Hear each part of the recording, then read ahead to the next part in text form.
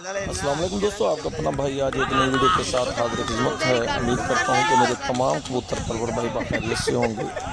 ज़रा स्क्रीन नज़र आने वाला कबूतर चक नंबर 56 WB विहाड़ी प्यारे भाई सुहेल अहमद का है।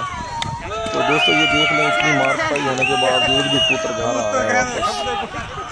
बहुत नायाब नस्ल रखी हुई है सुहेल भाई ने। दोस्तों वीडियो अच्छी लगी हो तो लाइक एंड शेयर कीजिएगा, चैनल को सब्सक्राइब करें, बेल आइकॉन के बटन को प्रेस करें ताकि हमारी नई आने वाली वीडियो को बआसानी देख सकें।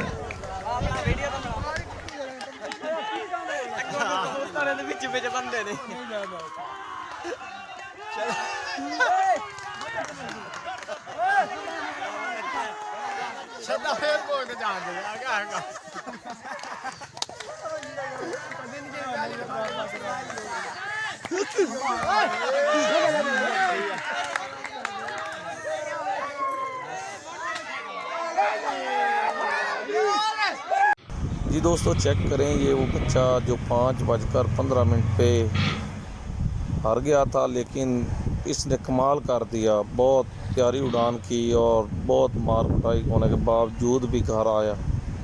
चेक करें दोस्तों बच्चा, ये चेक करें। अब ये सुहेल भाई अपनी ज़बानी आपको बताएंगे। अस्सलाम वालेकुम तमाम भाइयों, सलाम हो जी।